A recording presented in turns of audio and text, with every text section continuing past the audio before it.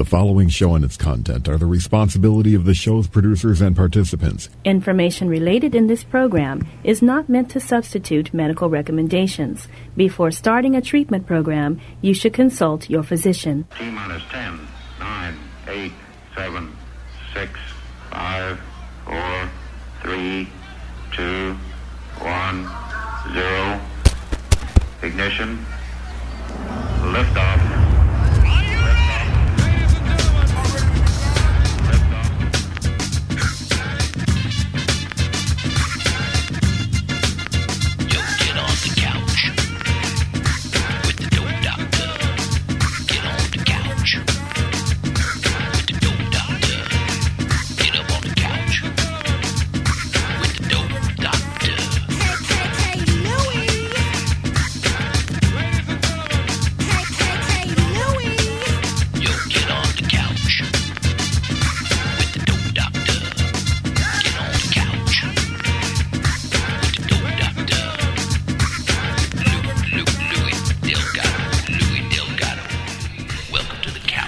That's right. Welcome to the Couch Live here on the Problem Solving Network, WPSN99.com, the Problem Solving Network, like I said. In New Smyrna Beach there, Robbie and Trinity. Streaming Solutions. My co-hosts over here. So we have the Dharma Guy. Wait, let me let you see him for the people that watch this on video. There's the Dharma Guy. Hello, sir. Hey, what's up? Right on. And you doing well? I'm doing fantastic. Right on, I like that. And, of course, the Grasshoppers here today. We're graced with the Grasshoppers presence. Right, Look at that. What's up with the... What's up? Look at that. What's up with that, It's Grasshopper? hardcore right there is what he is, man. It's Fight Club or something? Yeah, what do you know? The Are first you allowed rule, to talk about it? Yeah, the first rule is you can't talk about it. Exactly. Okay, all right. Well, let's see that thing again. Let's see. Show it to this camera right here. Wow. Look at that. Jesus. When was that surgery? Last Friday. That's why you weren't here? That was your excuse? That's a great Yeah. excuse. Man, you keep coming up with some interesting excuses, does. right? He acts like, first it's like tests. I got this splint to make it convincing for today. Yeah, like you sign up to at a university to go to school just to have an excuse to not be here. Kaiser Sose, when he gets out, man, he's just going to pull it off and go to the car. Absolutely. And he's gonna rip up that degree like I only got this degree so I can have an excuse to you know miss what, though? the Speaking of Cat's that, Live. we gotta. I don't think you were here for it. I'm not sure if he told you already or not. How was I not But we got to here? pump him up a little bit. What was the award that you just got? Oh, yeah. Yeah. So I got an award at Rollins for something they haven't given it out since 2013, and I got my name on a plaque. Right I on. saw that. You sent me that picture. Did you post that picture or just send it? No, I just sent it to you. Why? Why didn't you post it? I You don't gotta be know. proud of that, man. That's awesome. What are you afraid Although, of? wait a minute. I didn't get anything sent to me. What's up with that? Wow. There you go. There it is. And Well, I told you in is. person today. That's right. You have the personal explanation. Spin it, baby. Spin it. So it was an award, and how did you earn that award, Robbie? So they haven't given it out since 2013, like I said, but it was established in 2001 when this girl was hit by a drunk driver, and I guess they give it out periodically to a student who represents her interest in biology and attitude towards whatever leadership in the department. Oh, nice. Yeah, Very cool. Wow. So you're exhibiting leadership over there. I guess so. Yeah, someone thinks so at least. I like it. Wow, man. I'm real proud of you, Robbie. Absolutely. We are proud of you here. That is man. awesome. Appreciate it. That just all means that he's going to outgrow us. I was about to say that just means right? he's gonna be leaving us. That's sooner all. That's all that later. really means is that he's outgrowing He's the gonna call Couch us. Live. We're gonna get that phone. See what happened was, guys. Yeah. I'm not gonna be there at all anymore. Right. Exactly. You're the one that's going to be holding the bean and going, grab it, grasshopper. Yeah. Who's the grasshopper now, there, sir? Yeah. That's what he's going to be Did saying. you hear where he was applying to? No. What did you apply what, for? Vanderbilt University? Yale. What? Yeah. Exactly. Wait, you're applying to Yale like for fun or like No, for like you really have the intent like Yeah. you might get accepted? Maybe. Ivy League, baby. That's just like, God, if I would have done that, I would have done that just to waste the $50 of the application fee. 160. Oh my god. Well, they've expanded. Inflation has occurred. Inflation has occurred. We're talking 80s. Wow. Yeah. Really? Yep. Man, why Yale and not Harvard? Harvard doesn't have a PA program. There would be why. It's a good reason. Shame on them. Yeah. Right? It's like they're inferior. Wow. No, Harvard, you don't have the level of, you can't meet my needs. Yeah. So I'm going to not even apply. You don't have what I want. You don't have what I want. Wow, Robbie. Yale. Yeah. Good for you, man. You know how many presidents have been to Yale? Yeah. Well, I also At least applied one. to a bunch of schools in Florida At that least aren't one. Yale, That's true. so Whoever will take me. Whoever will make me a PA. Right. Who was it? Obama? Was that the Yale? Who was the Yale it guy? Bush? One of them guys. Yeah, Bush. W. Yeah. The one that says I'm the decider. Oh, see, so that's what's going to happen to you? Don't plan on politics, but you never know. That's right. Oh, dude. Well, I'm going to be nice to Robbie. You heard it here first, kids. You did. I'm going to be real President nice to Robbie. Wow. All right, so what are we talking about today? Trinity, why don't you tell everybody what we're talking about? We're here on the couch live, and of course we talk about addiction and recovery and all things in between because we all see squirrels in this place. We do. We get easily distracted, and so we have some topics for you, but the reason we're able to be on for an hour, a full hour, and not having any blocks or commercial breaks in between is why, Trinity? Our sponsors, which would be Journey Pure. Love them. Fantastic. Then you got Retreat Premier Addictions Treatment Centers. Geez, that's a mouthful today. And then we have, of course, Orange County and the Now Matters More Foundation, of which we're all wearing garb today. Mm-hmm. Yeah, how cool is that? Which is awesome. We, even Mama Phillips has her guard on. Look, watch this. She doesn't know I just did that. There you go. Mama Phillips, you can actually be seen on the YouTube channel now. Oh, there it goes. Oh, man, she's going to get mad at me. I better take that off. Sorry about that. Why'd you let him do that? I don't even hear you. I can't even hear you. You know I have headphones on. Sorry, you can hit me later. Watch, you're going to see something come in the screen right now, and it's just going to hit me right now. Anyway, she's going to make sure that I have a face for radio from now on for sure. Anyway, so tell us what we're talking about today. Anybody? Robbie, you did so well in that little intro on the video. How about you? Yes. How about you tell us? Today, on the ball today. So go ahead, Robbie Grasshopper. What are we talking about today? So our fans might have seen that we had a poll up, and we're Right. going to be discussing the results of that poll. And the question posed was, can someone that's not in recovery help someone who's active in their alcoholism or addiction? Love that question. Can someone not in recovery help you with your active addiction to drugs or alcohol? Now, that was actually Trinity thought that it was a controversial subject because of why. Trinity, you said that some of us are elitist in recovery. Is that what you said, or how did you say it? I just know that There's a club, you said, or something like that. Well, it's like the Cool Kids Club, Cool right? Kids. Yeah, you have to be one of us. I just know that for some reason, I don't know why, but I've been able to kind of skirt it a little bit. But I've spoken to other people who are in the same field, but like myself aren't in recovery. Mm-hmm. And it seems like there's this weird kind of bias in the rooms and in treatment, essentially, against, as we would call the normies, I guess. So first of all, just to be clear, you are not in recovery because some people do believe that you are. So I am not in recovery. No, you're still in active use, correct? Well, no, actually. Yeah, right. No, consequently, I don't use any, I don't even drink a beer every now and then because of all the people I hang out with. I just don't have it. It's been like, I don't know, like my date, I guess, because I didn't set out to do that. Right. But I look back, I think it's been at least a year. Wow. And how often do you use crack?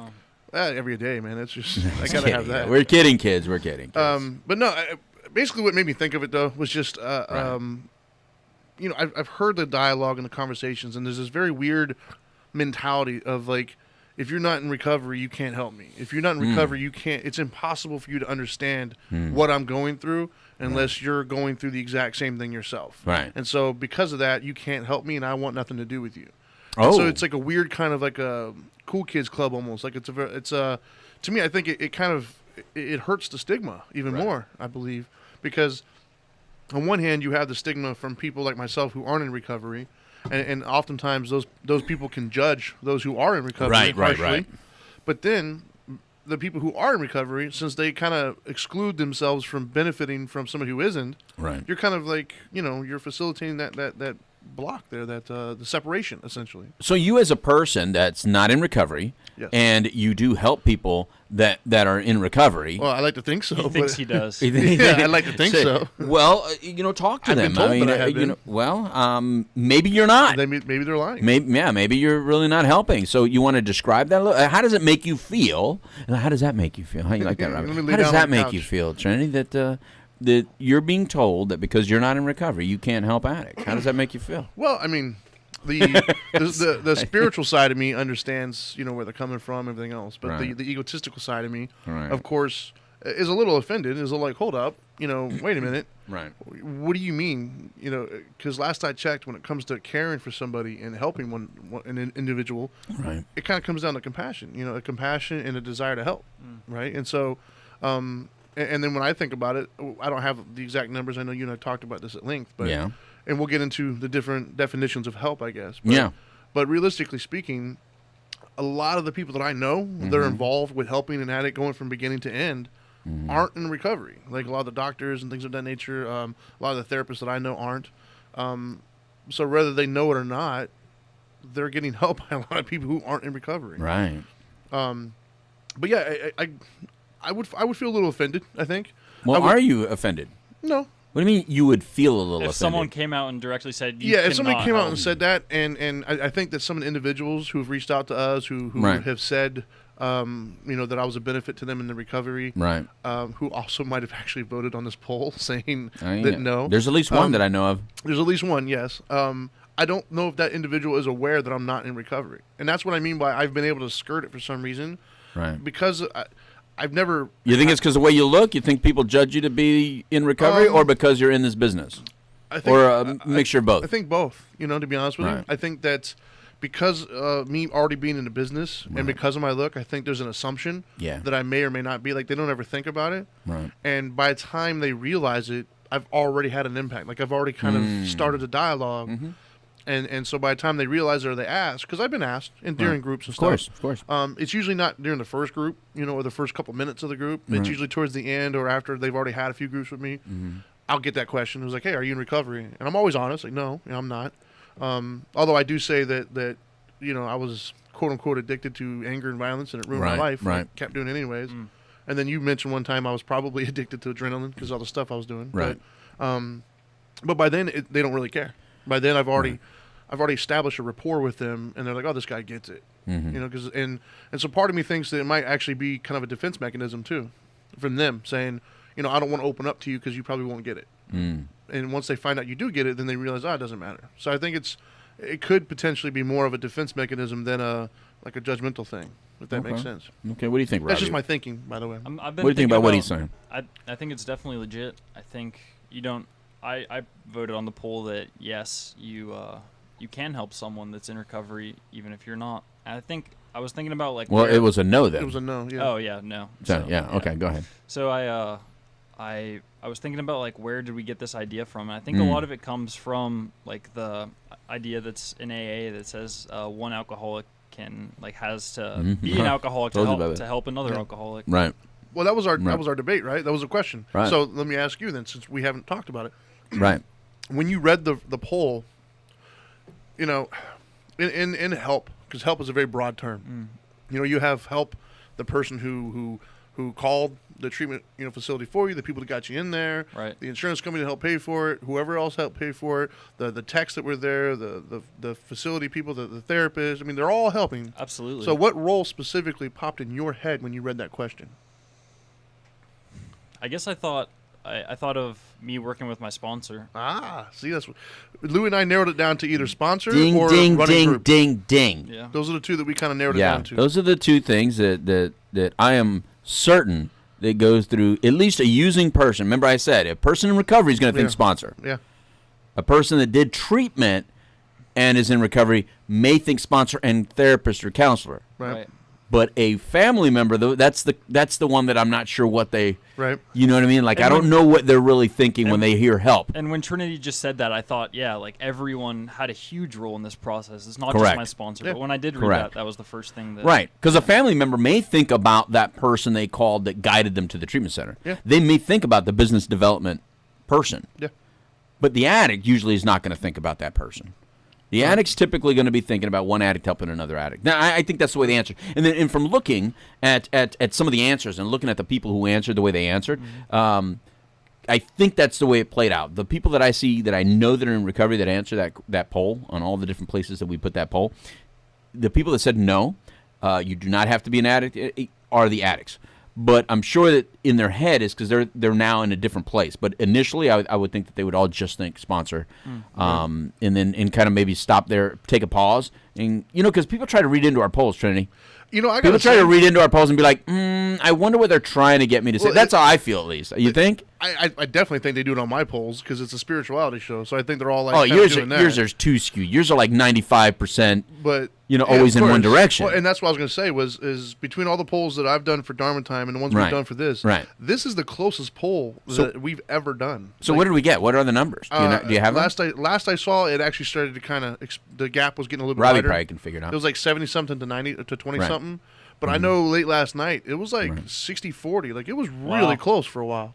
Can you see that, Robbie? Can you look that up and tell us what those numbers are? Yep.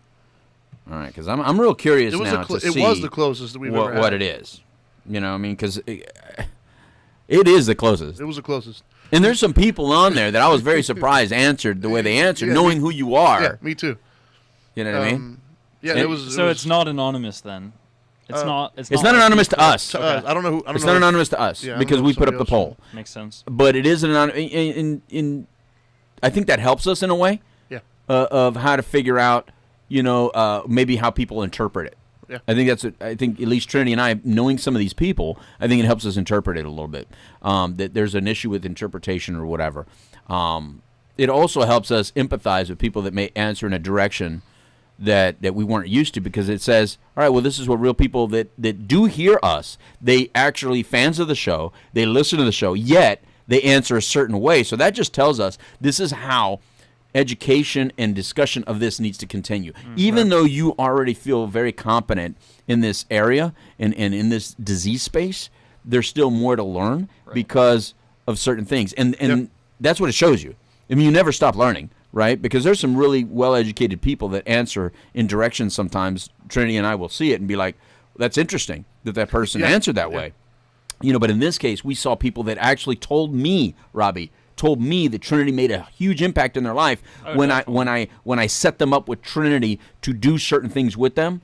They gave me the feedback back that thank you for doing that because he really impacted my life, yet they answered on the poll that you have to be in recovery to help another addict, yet So do you think those people assume that Trinity wasn't recovering? I think that's the question. I think some of them did. Yeah. I do believe so. that. Now we're breaking that myth. Right. Right? Because here's the myth, kids. The myth is, like Trinity was insinuating, there's a lot of different job responsibilities or responsibilities in helping us get clean and sober. I mean, anywhere from our immediate family members and friends all the way to the people that we're completely detached from and never even meet, the people that do the financials for the institutions or the people that are the support system for all those institutions, the people that like you said, the what do you call it, doctor, the nurses, the techs, the therapists, the counselors, the coaches, the drivers. And I like the fact that we didn't define that. Well, you can anyway, and such a small thing. Sure. But yeah, of course. Of course, because it takes a huge team. Right? It takes a huge team of people to develop a really good treatment program, and it takes a hell of a lot of people in a team that you're allowed to allow into your life, or that you accept into your life to help you grow the way you need to grow. Because if you just grow with just a sponsor, now let's look at that for a quick second. Imagine this, and there are people like that, and God bless you, however you wish to do yours. However, I didn't get clean and sober, so I don't only have one person in my life that I ask every question to, and don't make decisions that aren't passed through that individual. That's not why I did this, right? And the programs were not developed for it to be the Pope, or to be your God, or to be your leader, or to be your boss, or to be anything like that. It's called sponsorship. And I'll let the 12-step programs define what that means. However, I'm going to give you a quick short, at least just not to offend. It's just there's no opinions on outside issues. And you go there for a specific purpose. And you're not going there for financial advice, and you're not going there for marital advice. You're going in there to go through a step process, and that individual takes you through that step process. So that's one individual, and I get that. And if you're looking at this poll and you're thinking, well, no, it takes that, one alcoholic helping another alcoholic, one addict helping another addict. Well, to understand the obsession, and we talked about this, Trinity, that obsessive mind to turn left instead of right when you feel at least, right, Robbie? You feel you have to turn right. But your brain is telling you, just for this quick second, you'll turn right, but just for right now, split second, just just take a peek left. Yeah, the right's always going to be. It's always going to be there. Yeah. Just a peek, just right now, and tomorrow you can turn right. But today, a matter of fact, don't even go left. Just let's peek and touch it. Yeah. There's this obsessive, insidious,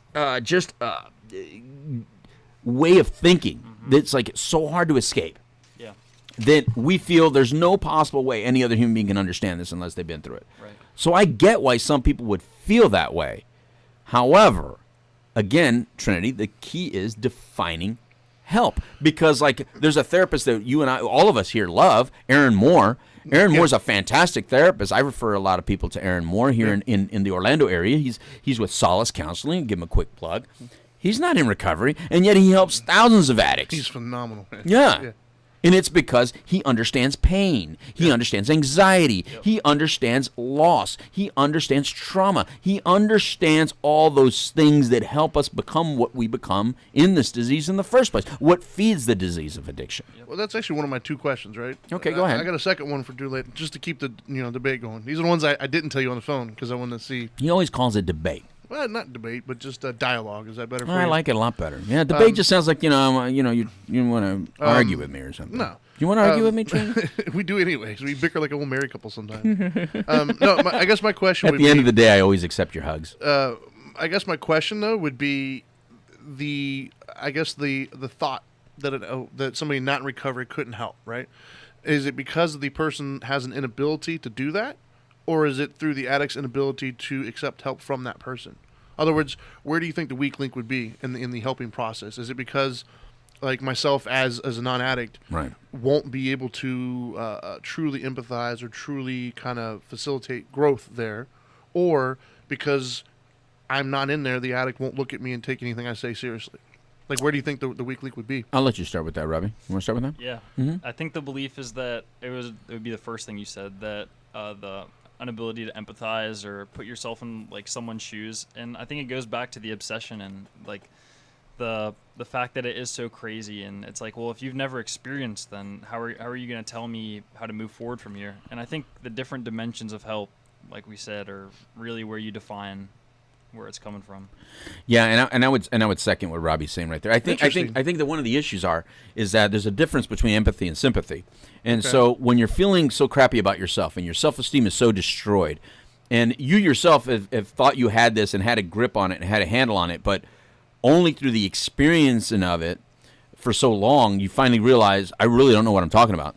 I really don't even understand this. It's hard for us to even imagine anyone else could understand this without experiencing all that crap we just went through. So, because it takes us so long to figure it out. And usually when we get better, it's not that we figured it out. We just stop trying to figure it out. Yeah. Because actually you have to dummy down and stop trying to figure it out. And there's certain words that are triggers to everybody, right? Like words can be triggers to us. And we're highly sensitive at that point. We're very vulnerable at that point of our life when you're kind of making that turn. And so there's certain words that enablers, that we would call enablers, or we would call family members, or we would call people that have kind of supported us, like getting in the wrong way. Right. That it's not really their fault. They didn't mean to be enablers. They thought they were being supportive. Right. When they thought they were paying your bills or getting you that car or driving you to work, mm-hmm. or taking care of your children or whatever they were doing, that all looked like help.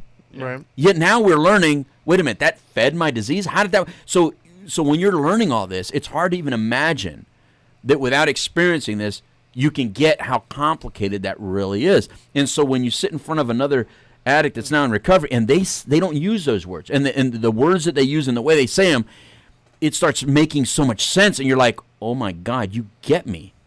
You get me. You actually understand this. Because I remember sitting in meetings, and I've been asked a lot of times, why did you keep going when you didn't like them? Because I didn't like them for 4 years. It took me 4 years. I hated every single one.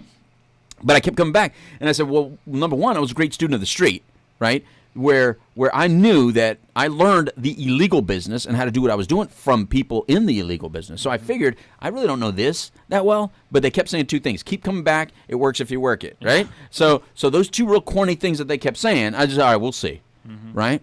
But what I did notice is that when they would talk, the reason I would get in fights at meetings and the reason I would get in arguments at people in meetings thinking they're talking about me is because when they were describing themselves, I could have sworn, and Robbie, can you relate to this? Oh, yeah. I could have sworn they were talking to me. 100%. I could have sworn they were talking about me. I could have sworn it's like they knew something about me, and it was like, how the hell did you know that?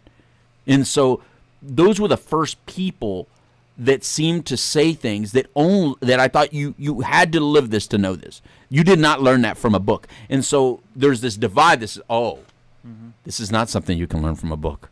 This is something you absolutely have to experience. So I used to believe that. I also think like the experiences that come with the insanity that we're talking about. Like for example, this dude at the treatment center I went to the other night was talking about how he didn't want other people to think he was an alcoholic, so he'd get 2 beers at one bar, 2 beers at another, 2 beers at a third, fourth, fifth, so on, Right. so on. And then if you're telling this to a non-alcoholic, they're like, "Why would you do that? Why wouldn't you just?" See, that makes complete sense to me, though. And I'm not an alcoholic. Probably because you've Right. been in the realm though for longer. Yeah. Maybe not day one. You might not have thought that, Trinity, and that's the thing. But that is the question, right? The poll is not given the parameter of it has to be a newcomer to this business. It's saying, can anyone not in recovery? Well, I think, like you're probably thinking, Trinity, is that if you get educated in this disease, Sure. Right. then you absolutely can help. But now, if you're going to ask me if you're not educated in this disease, can you be as helpful? I think we'd have to figure that out. I think you can be very helpful. Number one, because your role, and I think that's what we're going to have to define during the course of this show, is what roles we're thinking about. And I like that Trinity asked you, Robbie, what role you thought about. You thought about sponsor and counselor. I also thought about sponsor and counselor. However, because I've hired so many people not in recovery, such as Trinity, Right. I thought, no, I hire people that also are not in recovery because I think they have value for the role in which they are placed. Of course. Yeah, I mean, I think that you and I talked about this earlier, and it was a semantical kind of discussion, I guess. But I think that Whatever that word means. semantics. No, I know what it means. I think that not necessarily addiction per se, but Right. I think that I think the I don't know, the saving grace here, if you will, is if you've experienced legitimate, true pain, right. and you've gone through something, then I don't see the difference between that and the addiction. Now, granted, further on in addiction, the cravings and things of that The nature. obsession and the of cravings, course, correct, yes. correct. But what started it all and what kind of started driving some of it, I 100%. think it's easy to relate to if you've been through some stuff yourself. 100%. Now, do I think that, like you said, do I think somebody would be as impactful in recovery if they're a newcomer to the business and they've never really been through anything traumatic or any true pain? No, I don't think they'd be. I think they would be lost. Their role would have to be different. Yes, I think They can be helpful, but not in that role. Yeah, not down like in the trenches talking, because Correct. Right. I could see somebody on the other side of that table thinking, like, this dude just doesn't get it. Like, Right. wow, you've been through nothing. Because they could actually be hurtful. They could Yeah. accidentally enable and help us die Yeah, I agree. if they don't really understand what they're dealing with. I agree. It's like being around somebody. It's like, and there's people out, and let me put this in different terms. Some of you out there are very well intended, but maybe you've come across some sort of naturopath, some natural product that might have worked for you. Oh, And so someone with a real illness, Here we go. well, no, I just think that it relates, and people can relate to this. And someone with a real problem comes up to you and you go, you know what, I took this and I got off my high blood pressure medication. Yes. So if you take this, maybe you too can get off your high blood. And they make claims that the people that sell that product or the people that make that product are not able to make those claims. And they will not make those claims. However, you, as an end user, you felt like, man, this really changed my life. And maybe it did. I'm not saying it didn't. However, to then tell someone else that they can get off their medication might be the wrong thing to say. And if that person goes and have a heart attack, then what? So, well, it happens, right? I've got a lot to say on that topic. So Well, yes. go ahead. I mean, I'm not going Because to me, it's the same. To me, it's the same. We Yeah. have to be very careful when we're helping Yes. anyone with any disease state. I think okay. I say this because as you and I've talked numerous times, I get hit up with this type of stuff constantly. Because you're in the health and fitness the world. health and fitness world. So Yeah. within the health and fitness world, Correct. There's a lot of different multi-level marketing type of companies. There's a lot of other niche markets Companies, period. that come out, and they Right. all have a product that they make absurd kind of claims. And so No, they don't. They don't. They just know how to say it in a way Well- that can incite the people to make the claims. Because if you Sort look at of. their marketing materials, they're not making claims. I think Herbalife just lost a $200 million lawsuit though. Wow. For that. Well, that's one. But what I'm saying is they're a a lot big of them do not make claims. And they're smart to not make claims. Yeah. Because So- that's how they get Well, lawsuits. here's an example, Right. right? For anybody who follows me on social media knows that my wife struggles with migraines. Right. And so I posted one time that it was hard to kind of watch her go through some of these at times. Right. And consequently, I got bombarded with quite a few messages within my inbox. And some people were very helpful, and they came Yeah. up with some pretty interesting ideas, all of which we've already tried. Mm-hmm. But there was a couple other people who were touting that they had the cure-all. Oh, okay. And I'm not going to say which particular products Right, they right, were. right, 'Cause I'm right. not trying to call anybody out, but Right. they would say that they have the cure-all, and I would look into it and ask them if there's any science behind it, and there really wasn't. But the problem I had was if I wasn't in the fitness world and didn't know about those things, Right. I would have bought into what they said. Right. Because they came off very knowledgeable and very quote-unquote expert-ish. Well, did they say in their experience it's helped them with migraines? They said that I have a bunch of people I know who have all taken it and they're cured now. You need to stop taking all this, and this, and you need to start taking that. So is the problem really that they said you need to stop, or what do you see was the real problem? My problem was just Because they were just trying to be helpful, correct? Yeah, absolutely. Okay. And so I don't have a problem with them as people. Right. I just don't like it's irresponsible, I think, Right. when it starts coming down to medical things, because as we all know, because we're all kind of in this field, you know, when it comes to the human body, there's so many variables, and it's impossible to know what's Right. going to work for somebody else. Yeah.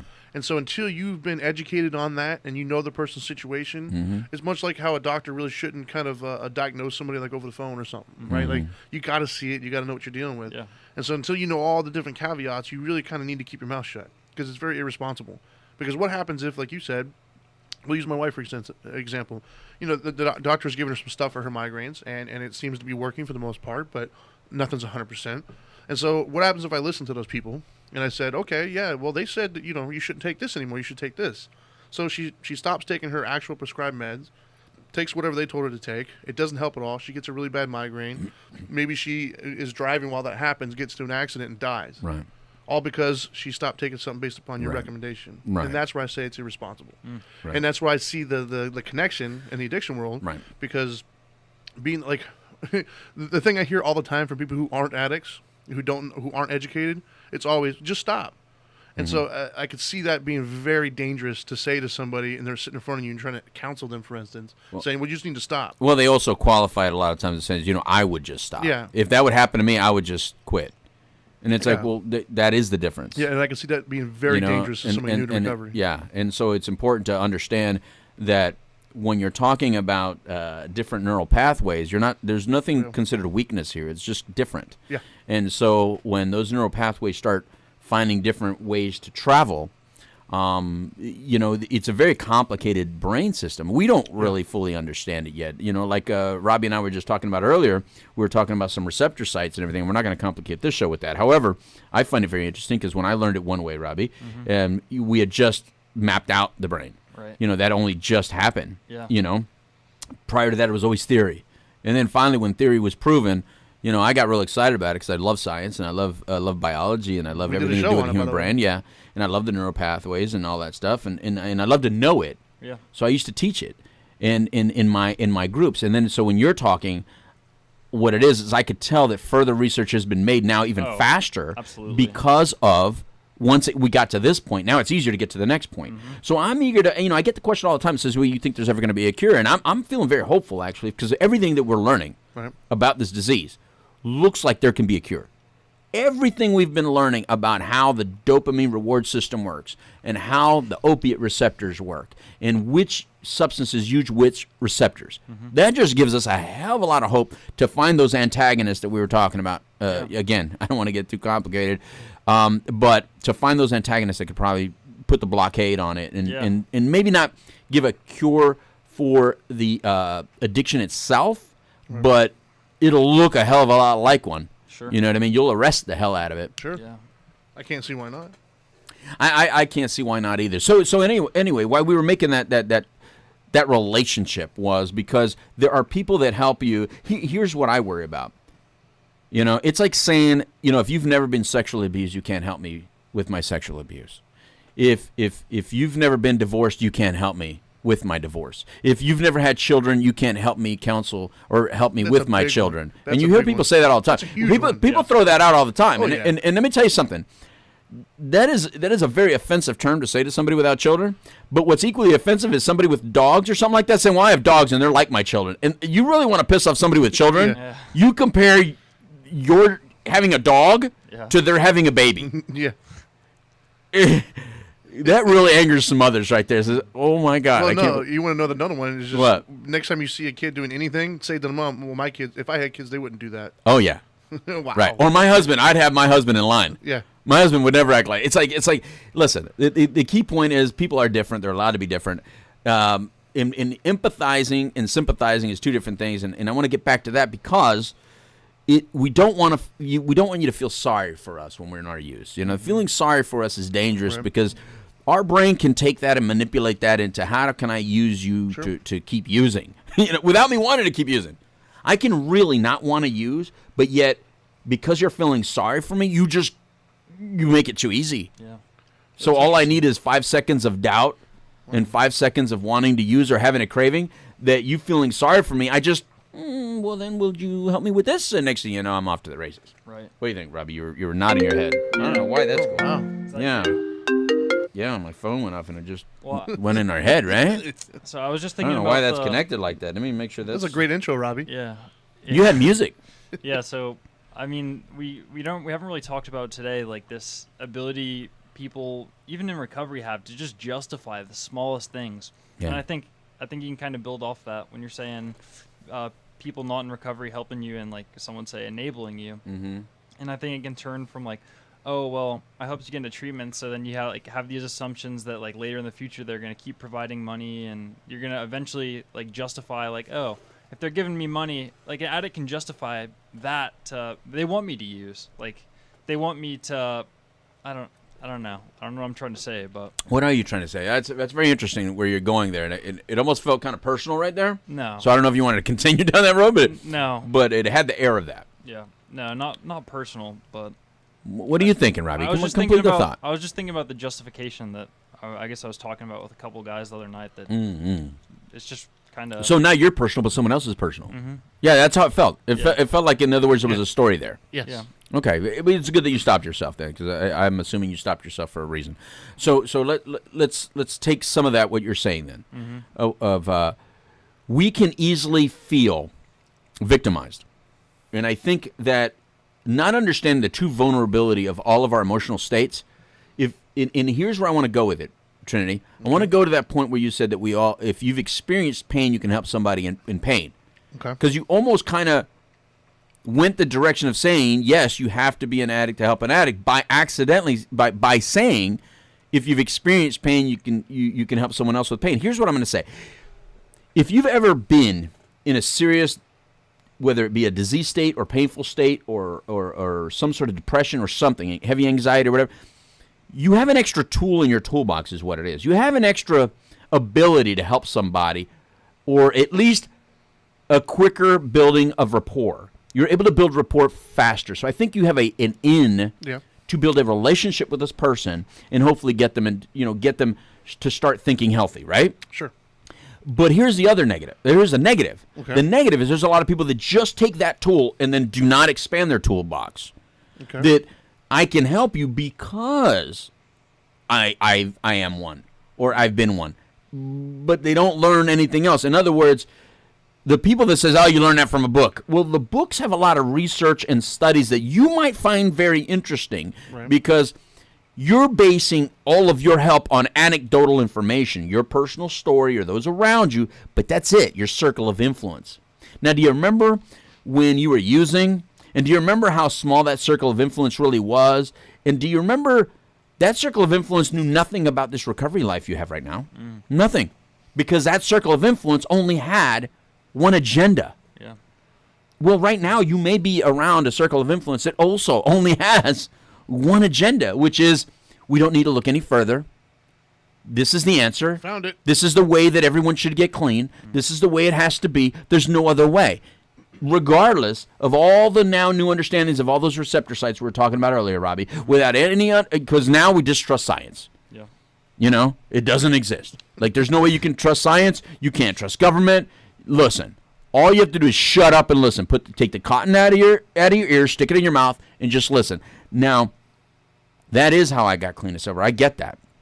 But just because you got clean and sober that way, and that worked for you, don't think it's the only way is all I'm saying. I think that it's a way, it's a complement to your entire life, But true recovery involves a lot of aspects of your life, including the way you handle your finances, including the way you handle yourself in your interpersonal relationships and your relationships and your relationship with your children, your marriages, whatever.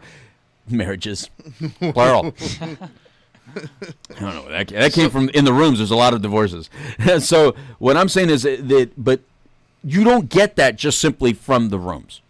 And if you are getting that simply from the rooms, you're hurting yourself from the ability to truly learn from other aspects of this world that have a lot of great teachings that have absolutely nothing to do with this disease state. Right. And that's okay. It's got to be okay. If you want to be a well-rounded individual, then those books have something to get from. Those people like yourself, Trinity, that have a different perspective completely because you understand pain, but you had different ways that you dealt with pain or different ways you resolved that pain. That's where the root really is that fed my disease in the first place. Yep. So you become very helpful to me to not get to a place where those triggers start having weight or those thoughts start having weight because I dealt with that internal pain. Absolutely. Wouldn't that also be the difference between recovery and sobriety that we talked about? I think so, and not only that, I think that is. I think that's why there's this movement right now that you see some people say recovered and not recovering, and it's gaining some traction because I think there's this Florida shuffle that has occurred. These people that have gone in and out of so many treatment centers. There's a lot of distrust towards the industry now. There's a lot of distrust towards the meetings and stuff like that. And there's so much sickness within this because there's been such an influx of a lot of newcomers, but not a lot of old timers. Right. Sure. So when you have like one or two old timers and you got like 50 or 60 newcomers, it's really difficult for it to be what it was and what it has been for so many of us. You know what I mean? So I think that in reality, I think that if we start defining those roles again, and I want to get back to that, defining the roles of help. Right on. I think we'll be a lot better off. So let's start defining help. Let's define them. All right, let's define some roles. Go ahead. Well, I mean, let's start at the very beginning. Okay. So I'd say the first role would be maybe whoever in your life is holding you accountable. Whoever is in your life saying, hey, maybe this isn't the best lifestyle choice for you, or that first person who brings it to your attention or offers to make the phone call. Because most of the time who reaches out to us at the foundation isn't the user themselves. It's usually a loved one or family member. So I would say let's start with that role. That's the very first role, I think. Right. And I don't think that person has to be in recovery. Matter of fact, most of the people who reach out to us and fill out the applications and stuff for their loved one are not in recovery. Correct. It's usually the mom. It's usually the mom, let's just be honest. Yeah. Or a friend, loved one, relative. I think there's only one that I can remember right off the top of my head that was an addict that was filling it out for another addict. Other than that, the rest of them that I'm aware of, none of them were in recovery. Has anyone ever filled them out for themselves? Yeah. Yeah, we've had a few of them filling out for themselves, but it's usually somebody else filling it out. Yeah. And like I said, typically they're not in recovery. It's usually the mom that's wanting to help their kid out. That makes sense. Right. And they're not in recovery. Correct. So I think that's the first role, right? I mean, that's usually the not always, but that's typically the first stages, I guess, is somebody's holding accountable, somebody's bringing it to your attention. Yeah. Correct. Yeah. And I think that those people that are good problem solvers, like they know that they know a lot of people. Right. So they know where to guide you. That person a lot of times is not in recovery. A lot of times that person that would be the second role, right? Yeah. Or I don't know which one's going to come first, which is going to come second. I think the first one really is yourself, and you've lied to yourself a lot. That's what I was thinking. You know what I mean? Right. To me, the first person was me, and there's nobody that lied to me more than me. There's nobody that guided me in the wrong direction more than me. There's nobody that promised me more and failed me more than me. Right. And yet I kept on listening to me. It's like I can't trust people. Well, only because I knew I couldn't trust me. Something in our brain knows that since we're the liar and we're the ones that can't be trusted, we start blowing it out to everybody and saying, "Well, they can't be trusted." Right. Since I lie, everybody lies. Since I can't be trusted, nobody can be trusted. And so the brain is a lot smarter than us. So it takes all those little intricate little thoughts and it makes them bigger than what they are, and it makes us project onto other people. Oh, yeah. And we transfer all of our pain onto someone else and blame everybody else. And then, therefore, as long as we stay a victim, guess what? We stay real sick, and we stay using, and we stay making the wrong decision. And that's why Trinity, and you've heard this, that's why in our world, we say a lot, the best thinking is what got you here, because that was our best thinking at the time, our best decision. We planned it out. We sat there and really thought about it, like deeply, right, Robbie? I mean, like deeply, and had a plan and had an idea, and yet it all sounded correct. I can't tell you how many times I was in bed, 2 a.m. I swear tomorrow it's never going to happen again. Right. Like tomorrow's the day that I come clean, I do this taper program, and then it's just the exact same thing it was. Like, right. It's this cycle that just... Right. It's still my favorite phrase. Yeah, to me too. Your best thinking got you. I love it too, because it's true. Yeah. Because it's amazing how the brain can do that. So the first person, I think, is you. And then from there, I don't know who's 2 or 3 or 4 is. But yes, there are people that help you get to the person that maybe can help you. Because you may not know the person that can help you. But guess what? Someone around you does. Yeah. Someone around you does. But I stay away from people who claim that there's only one way to do anything. Yeah. I think I'm guarded by. Let's not say stay away. I'm guarded. I feel very guarded when somebody acts like there's only one way. Sure. Because that tells me that if I fail, then I'm hopeless. Right. Then all the hopeless feelings and helpless feelings that I'm having are correct. Then me feeling like I don't deserve to live and I can't that must be true. So when they say some are sicker than others, I must be that other. And when they say some of us die so that others live, I must be the one that has to die. And I think that's dangerous. Agreed. And I think it's dangerous that you people out there in recovery, you have this blessing, you have this gift that you've been given, that you worked hard for. I'm not saying you didn't, but it's also a gift that you've been given. To project that your way is the only way is dangerous to the people that have felt, because maybe they haven't really worked it the way we know they can work it. But in their head, they did. In their head, sometimes people go to one meeting and they think they know meetings.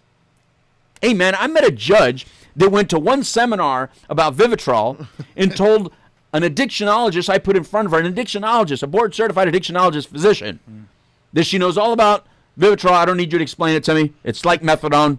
Wow. I went to a seminar. I'm thinking... Like methadone. It's the opposite. Are you... And that's a judge. Wow. Yeah. So what I'm saying, kids, is that it takes a lot of us, and we all have different roles. Again, the person that drives us to and fro, the person that just listens, that's a role. There are listeners in your life, people that are just good at listening. They have nothing to offer as far as advice, nor do they want to, but they're great listeners. Yep. And then there's people that are just, you call them when there's a flood. Just like, look, don't call me when there's a flood in your house. I don't even know how to turn off the water in your house. I swear. Yeah. If your house is flooding, I'm sure in your head you're not thinking, I got to call Louis Delgado. I got to call my sponsor. Yeah, I got to call my sponsor. Don't call me. I don't know how to, you know what I mean? Yeah. There are plumbers.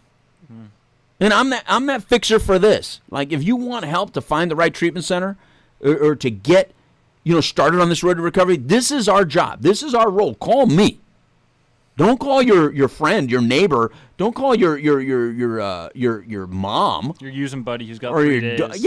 Don't call all these people that just because they have anecdotal information of one experience, 2 experience. Call someone who's had thousands and thousands of experience that is open to many different ways of doing this. Right on. Don't call someone who just wants to view you as a policy. Yeah. Message. Oh, you have an Aetna policy. Well, then I can help you. Yeah. Oh, you have a Blue Cross Blue Shield? Yeah, I can't do anything about sorry. that. Sorry. I mean, you call me with any of those policies. You call me with anything. I'm going to connect you with someone who specializes in that. So that person. But I don't have to be in recovery to do what I do. I get my passion from that. Right. But I don't have to be in recovery to do what I do. We have a team of Now Matters More Foundation board members and people within the advisory council that aren't in recovery. Yep. And yet we do it all the time. Yes, sir. Right? Absolutely. So do you want to define any other roles, Trinity? What am I missing? Like, you did groups, right? Yeah, I mean, you have group facilitators or counselors. Right. And I don't think, I'm proof that you don't have to be in Correct. recovery for that. Correct. And Aaron as well. Right. I'm trying to think of other roles. I mean, sponsor. I think you and I talked about it earlier. You said that a sponsor kind of has to be in it, so I'm not going to argue with you on that one. The cop that just gave you your Narcan? Yeah. You didn't have to be in recovery to just save your life. I just talked to somebody earlier today that just, had an overdose last night. Wow. Was Narcan back to life. The EMS person, the first responder that gave him the Narcan, didn't have to be in recovery to help them. Oh, of course. I can't think of a greater help that person did. That person helped you a hell of a lot more than I'm going to help you, because that person brought you back to life. Yeah. You know what I mean? We got the nurses during detox and stuff. Absolutely. They're making sure you don't die. Just the techs. I think they play. The techs. Yeah. Oh, the techs are huge. The techs are huge. Yep. A lot of them are in recovery, though, that I've met personally. It depends on the hiring practice of the facility. But yes, a lot of them are in this. Because, again, in this space, it's so hard. It's so hard of a space to work in, by the way, because you see so much death and failure that unless you have a real true passion for this, it's really hard to work in this space. Yes. There's a lot of destruction and pain in this space. And it's hard to watch people in that kind of pain, and you feel so helpless that you can't do anything about it. But when you are in recovery, you know that all these roles are important. So and when you believe in recovery, it's easy to work in this space and say, hey, I'm just a part. But whatever I have to do, if it's just a smile today, I'm just going to smile at you. Mm-hmm. If you need to yell at me today, then yell at me. I've been that guy. When I was a tech, I remember being that guy where I just said, you know what? You just need to curse somebody out. Right. That's cool. Let's go in the timeout room. You can curse me out. Let's do it. And we did. We just went, and I didn't know how to help anybody at that time other than just be the... Is that an offer? You want to go cuss them out real quick? Yeah. Absolutely. You want to cuss me out, that's fine. I mean, when I did adolescent counseling, I used to, before I messed up my finger and before I slapboxed myself out of slapboxing career, I was slapboxing people. There's a guy that could have been a contender. There's a guy that has a real big position in this industry at a real good facility that I used to slapbox the crap out of him. I used to love it because he, that's what he needed. He needed to feel like he can get over, and so we'd slapbox a little bit, and it was fun. I asked his parents for permission, by the way. I had full permission to smack him around a little bit. No, it was just fun. What I'm saying is whatever it takes, man, whatever. I don't care what it is. I really don't care what it is. There's all kinds of people that help. It could be a ride. It could be a ride to a meeting. If you need a ride to a meeting and somebody gives you a ride to a meeting, that's not enabling. That's actually true. That's true help. The doctors, the ones who actually write prescriptions for Vivitrol. For sure. Can you imagine all the doctors having to be in recovery for you to accept their help? Yeah. Now they do have to be knowledgeable about addiction. Oh, of course. That's a whole different ball game. That's where the education comes in. Right. But they themselves don't have to be in it. I think anyone around you has to have knowledge of your disease state to some degree. That's in that kind of position. I'd agree with that. If your doctor doesn't know anything about addiction, then I would encourage you to get a different doctor, because physicians you have to trust them in some serious times, and you have to trust them when you're very vulnerable. Like the doctor has to be able to look at you and go, I need to cut your brain open like yesterday. Yeah.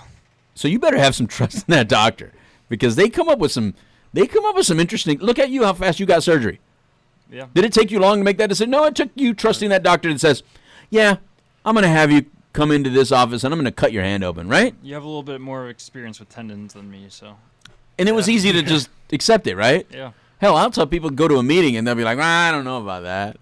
Yeah. All I'm trying to do is get them to go to a meeting or go to detox or go to counseling. And they're like, I don't know. But if the doctor says I'm going to cut your brain open because you have cancer, it's like, okay. Yeah. That I believe. But a meeting, I'll cut my brain open, but not a meeting. Right. Anything but a meeting. Right. Right? There's another one just popped in my head. What you were saying is the individuals who come out of treatment centers or whatever, try to rebuild their lives. They need people who help hire them and things of that nature. That's right. There you go. That's a great role. Yeah. The people who give you your second chance. Exactly. The people who forgive. And I'm going to say most often they might not be in recovery. Most often they're not. And you know what? That's a huge one, Trinity. Thank you for thinking of that, because that is a very important role. And it's a role that I would hope that more of you actually take on. More of you that own businesses. More of you that are in that position to help someone.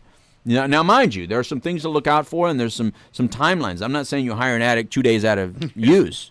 Don't blow that opportunity and then develop this hate towards people in recovery because it failed once. You know what I mean? Right. Because I hired one of them and he stole from me.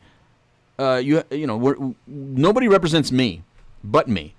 So just understand that. But however, there's a lot of great people that have been given opportunities, like me. I was given an opportunity, and look what happened. So I think it's fantastic. Any other roles, Robbie, that you could think of? Well, I think the judge plays an important part. Oh my God! Not your Vivitrol judge. You're right. Saying Vivitrol's methadone. Oh, that's just one judge. And by the way, that judge now changed their mind. I've had that conversation with that judge later, and that judge apologized. It's good. That's a good one, Robbie. You're That right. is a great one, Robbie. Wow. If they're gonna throw you in jail, they're gonna get you in treatment. Yeah, they don't have to be in recovery. It's a huge. Yeah, they just need to understand this is not a moral. This is more like a moral failing that we did not intend to have. It doesn't mean we're a bad person. Right. This is a failing of my morals because of the disease. And I think a lot of judges are getting more comfortable with that idea that addiction might actually be a disease. Mm-hmm. Right. I I think so too. You got some drug courts. There's that one huge one up in New York. That, man, it's like raising the bar right now. Yeah. Right. And he actually, believe it or not, though, the judge has got like 20-some years clean now. Wow. It takes that sometimes, but only it takes one of those to inspire 100 others. Yeah. Yep. You know, that's the thing. You know what I mean? Like a lot of the initial help here, like the meeting started with an actual Bill and Bob, right? But Bill and Bob have now turned into a lot of other people. Yeah. That aren't Bill and Bob. What about the person who owns the treatment facility that That's you went right. to? That's Definitely. A lot of them aren't in recovery. They have a huge role. Yeah. A huge role. Yeah. And I don't even care if they're a capitalist, crazy person that just wants to make money, as long as he hires somebody that actually gives a damn. Right. Yep. I care more about the person that creates the culture. As long as that person doesn't create the culture of the program, they're beneficial. And then, I mean, just stay on that same kind of trend right there. I know that there was a couple meetings that I drove people to when we were at the Tropical. The facilities that those meetings were in were not like That's right. the churches. Yeah, they there's were churches. separate There's facilities. businesses. Yeah. There's people that offer their space. that allowed them to meet there. Absolutely. So many. We can come up with some. We can just keep going. Yeah.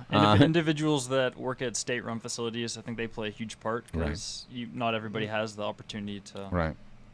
Right. And you as a friend. Yeah. You as a friend. You don't have to be an addict or anything to just call somebody on it and say I love you and say that I'm worried about you. And I looked into some things and if you'd like to look into it, I'd love to connect you with this program, these people.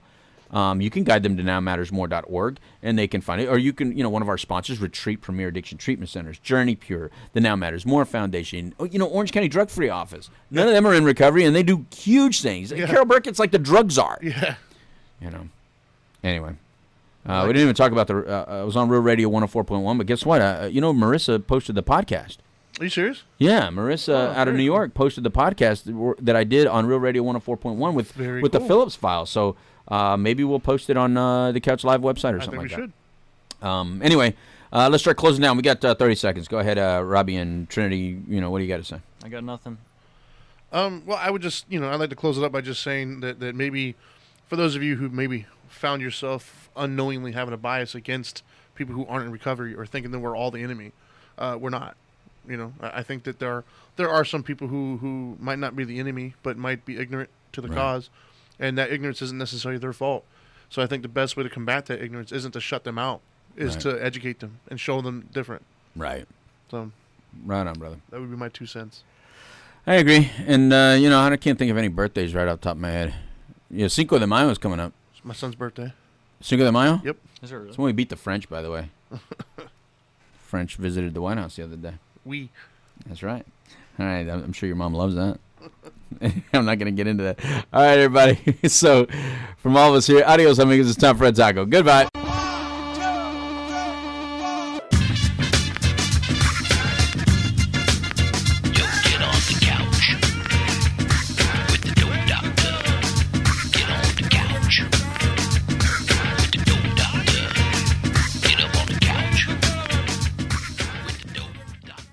And that was without even a single drop of rum.